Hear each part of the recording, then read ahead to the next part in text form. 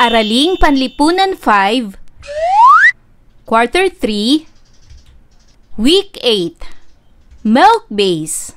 Ang paksa ng ating aralin sa araw na ito ay mga katutubong Pilipinong lumaban sa mga Espanyol. Hello kids! It's me, Teacher Prel. Don't forget to subscribe, like, and share, and hit the notification bell for the latest video. You can also follow my Facebook page, Teacher Prel TV.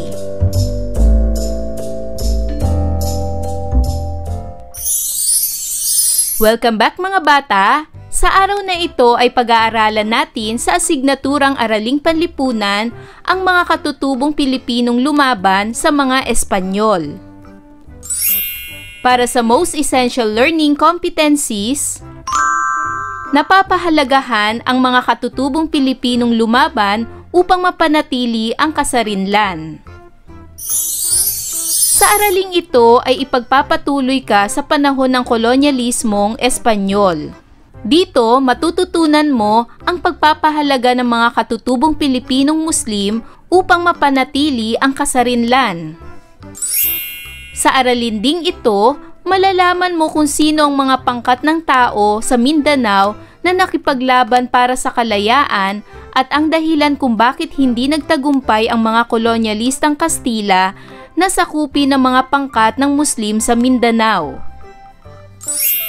Bilang isang mag-aaral, ikaw ay inaasahang natutukoy ang mga katutubong Pilipino na lumaban sa mga Espanyol upang mapanatili ang kanilang kalayaan.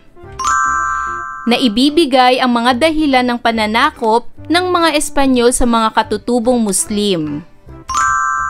At napahahalagahan ang mga katutubong Pilipinong lumaban upang mapanatili ang kasarinlan.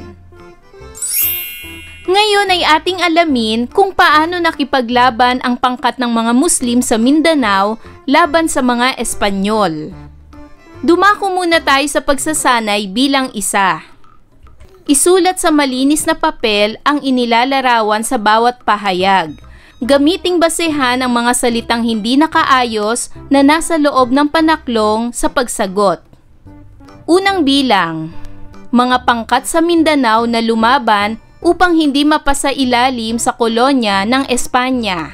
Ayusin ang mga nakagulong letra sa loob ng panaklong. Tama! Ang salitang ito ay Muslim. Pangalawa, Sultan sa Mindanao na magiting na nakipaglaban sa mga Espanyol. Sino ito? Magaling! Ang pangalan ng sultan na ito ay si Sultan Kudarat. Pangatlo, banal na digmaan laban sa mga Espanyol. Ano ito? Tama! Ang banal na digmaan laban sa mga Espanyol ay ang Jihad. Pang-apat, relihiyong nais ipalaganap ng mga Espanyol sa mga Pilipinong Muslim. Ano ito? Tama, ito ay Kristyanismo. At panglima, panirahan kung saan matatagpuan ang mga Muslim. Saan ito? Tama, ang kanilang panirahan ay sa Mindanao. Sa pagpapatuloy ng ating aralin, tatalakayin natin ang tungkol sa mga pakikipaglaban ng mga Pilipinong Muslim laban sa mga Espanyol. Bago pa man dumating ang mga mananakop mula sa Espanya, ay payapang namumuhay ang mga Pilipino sa iba't ibang bahagi ng bansa. May sariling relihiyon, paniniwala at gawi ang mga katutubo na minanapan nila sa kanilang mga ninuno. Ang payapang pamumuhay na ito ay unti-unting nagbago dahil sa pagdating ng mga Espanyol. Tinangkang sakupin ang mga lupain sa bulubundukin ng Hilagang Luzon at maging ang bahagi ng Mindanao. Hindi naging madali ang pakikibaka ng mga katutubong Pilipino laban sa mga Espanyol. Sa kabila nito, hindi nagpadaig ang mga Muslim sa puwersa ng mga Espanyol at ipinakita ng mga ito ang kanilang galing sa pakikidigma laban sa mga mananakop upang mapanatili ang kanilang kalayaan. Ang mga katutubong Muslim sa Mindanao. Kagaya ng mga Igorot, hindi naging madali sa mga mananakop na sakupin ang mga Muslim sa Mindanao.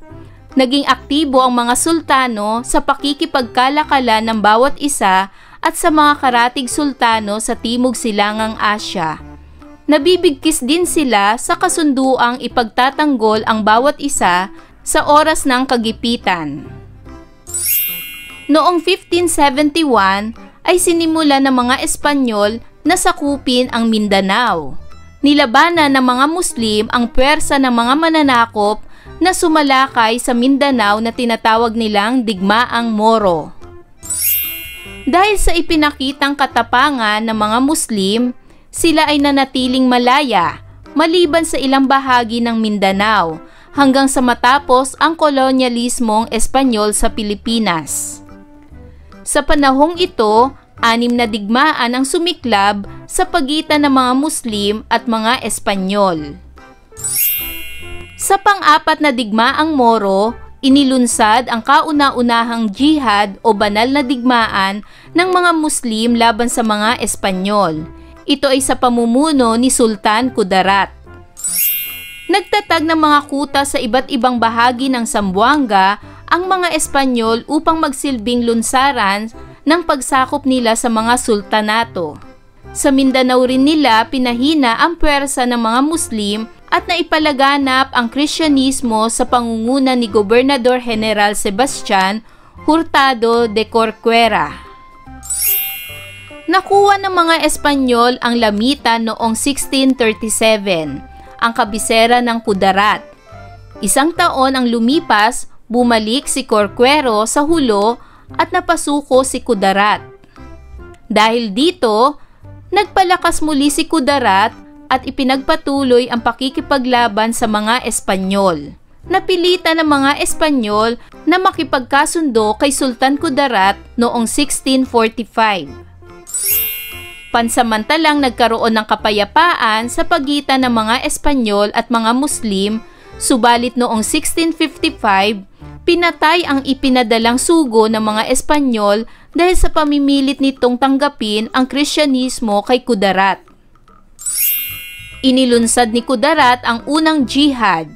Hindi sumalakay ang mga Espanyol, bagkus ay kanilang isinara ang kuta sa Zamboanga noong 1663. Dahil dito, pansamantalang naging mapayapa ang Mindanao mula sa mga mananakop. Makikita na ang pangunahing dahilan ng pagsalakay ng mga Espanyol ay ang pagpapalaganap ng Kristyanismo. Subalit ang isa pa sa kanilang hangarin ay ang masugpo ang malakas na puwersa ng mga katutubo upang maging ganap ang kanilang pagsakop sa Pilipinas. Layunin din nilang mangalap ng mga yaman upang may pangtustos sa ibang digmaan na kanilang kinasasangkutan. Gayunpaman, nahirapan ang mga Espanyol sa pananakop dahil sa ipinakitang katapangan ng mga katutubo. Pananaw at paniniwala ng mga sultanato tungkol sa kalayaan. Mahalaga sa mga Muslim na mapanatili ang kalayaan, lalo na sa aspekto ng relihiyon. Naniniwala sila na ang Islam ay hindi lang isang relihiyon, kundi paraan din ng pamumuhay. Ang kanilang pamumuhay ay umiinog sa pagsamba kay Allah. Bukod pa rito, dinatnan na ng mga Espanyol na ang mga Muslim ay matatag at malakas ng mga sultanato, bunga ng pakikipag-ugnayan nila sa Brunei at Indonesia, kaya hindi sila natatakot na makipagdigmaan sa mga Espanyol. Ngayon ay sagutin ang mga sumusunod na tanong. Unang katanungan, sino ang mga katutubong nakipaglaban sa mga Espanyol? Tama! Ang mga nakipaglaban sa mga Espanyol ay ang mga katutubong Muslim sa pamumuno ni Sultan Kudarat. Pangalawang tanong, anong layunin ng pananakop ng mga Espanyol? Tama! Ang pangunahing dahilan ng pagsalakay ng mga Espanyol ay ang pagpapalaganap ng Kristyanismo, subalit ang isa pa sa kanilang hangarin ay ang masugpo ang malakas na puwersa ng mga katutubo upang maging ganap ang kanilang pagsakop sa Pilipinas. Pangatlong tanong, bakit hindi nasakop ng mga Espanyol ang pangkat ng mga Muslim sa Mindanao? Tama! Hindi nasakop ng mga Espanyol ang pangkat ng mga Muslim dahil sa ipinakita nitong katapangan. Pang-apat na tanong, anong pagpapahalaga at katangian ang ipinakita ng mga Muslim sa pangyayaring ito? Tama! Mahalaga sa mga Muslim na mapanatili ang kalayaan, lalo na sa aspekto ng relihiyon. Naniniwala sila na ang Islam ay hindi lang isang relihiyon kundi paraan din ng pamumuhay. At panglima, sa panahon natin ngayon, mahalaga ba ang pagkakaisa? Bakit? Sa panahon natin ngayon ay mahalaga pa rin ang pagkakaisa ng bawat Pilipino. Dapat nating panatilihin ang pagkakaisang sinimulan ng ating mga ninuno upang makamit ang kalayaan. Upang hindi rin tayo madaling madaya ng ibang lahi, ay kailangan ang pagkakaisa ng bawat Pilipino. Para naman sa pagsasanay bilang dalawa, isulat sa sagutang papel ang masayang mukha kung ang mga pangungusap ay nagsasaad ng pagpapahalaga ng mga katutubong Muslim sa kalayaan at malungkot na mukha naman kung hindi. Una, masayang tinanggap ng mga Muslim ang mga Espanyol. Ito ba'y masayang mukha o malungkot na mukha? Tama, ito ay malungkot na mukha. Pangalawa, may pagkakaisa ang mga Muslim. Ito ba'y masayang mukha o malungkot na mukha? Tama, ito ay masayang mukha. Pangatlo, hindi kinilala ang mga kapangyarihan ng mga Espanyol. Masayang mukha o malungkot na mukha? Tama, ito ay masayang mukha. Pang-apat, matatag ang paninindigan ng mga katutubong Muslim. Masayang mukha o malungkot na mukha? Tama, ito ay masayang mukha. At panglima, ayaw nilang maging Kristiyano. Masayang mukha o malungkot na mukha? Tama, ito ay masayang mukha. Para naman sa pagsasanay bilang tatlo, puna ng tamang salita ang mga puwang upang mabuo ang talata. Piliin ang tamang sagot sa loob ng kahon sa ibaba at isulat sa sagutang papel. Ang mga salitang pagpipilian na nasa loob ng kahon ay pananakop, Muslim, nabigo, Kristyanismo, puwersa.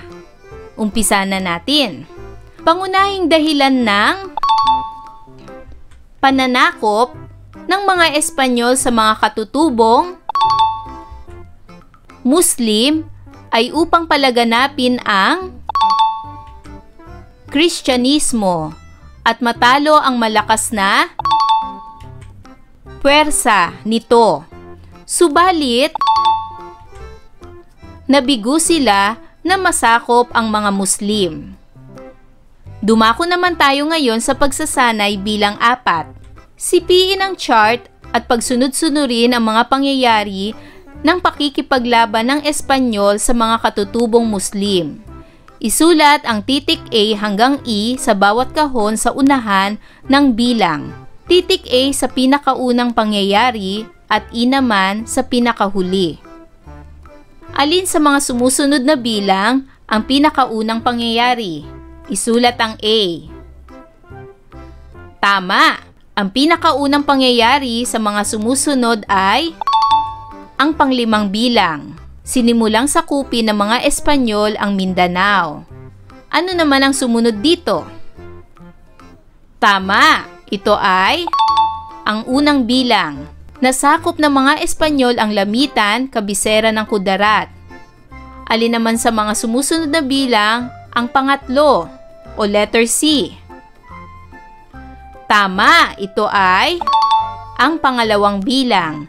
Nakipagkasundo ang mga Espanyol kay Sultan Kudarat. Ano naman dito ang pang-apat o letter D? Tama, ito ay ang pangatlong bilang. Pinatay ni Sultan Kudarat ang sugo ng Espanyol dahil sa pamimilit na maging Kristiyano ang mga Muslim. At ang panghuli at letter E ay ang pang-apat na bilang. Ipinasara ng mga Espanyol ang kanilang kuta sa Zamboanga. Para naman sa pakikipagpalihan, pagkatapos mong malaman ang mga pakikipaglaban ng mga Muslim para sa kalayaan laban sa mga Espanyol, ay linangin mo pa ang iyong kaalaman sa pamamagitan ng pagsagot sa mga sumusunod na gawain. Pagsasanay bilang 5. Sipiin at isulat sa loob ng kahon ang titik na magpapawasto sa isinasaad ng bawat bilang. Unang bilang, magiting na sultang nakipaglaban sa mga Espanyol. Sino siya? Ang mga nawawalang letra o titik ay K, U, A, R, A. Ito ay si Kudarat. Pangalawang bilang, banal na digmaan ng mga Muslim upang ipagtanggol ang relihiyon at pamumuhay. Ano ito? Ang mga nawawalang titik ay I, H, A. Ito ay ang jihad.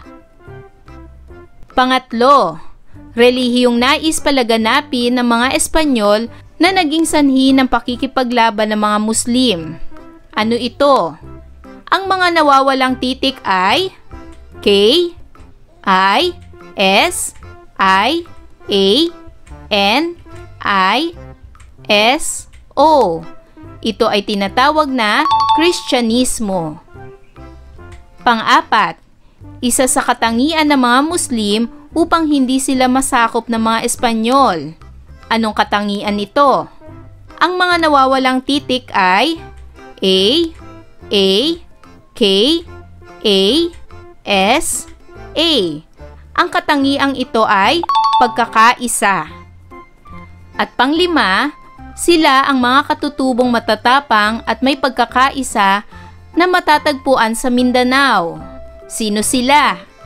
Ang mga nawawalang titik ay M, U, L, I, M. Sila ay tinatawag na Muslim. Para naman sa pagsasanay bilang 6, gumuhit ng isang poster tungkol sa pakikipaglaban ng mga Muslim sa mga Kastila bilang pagpapahalaga nila sa kalayaan.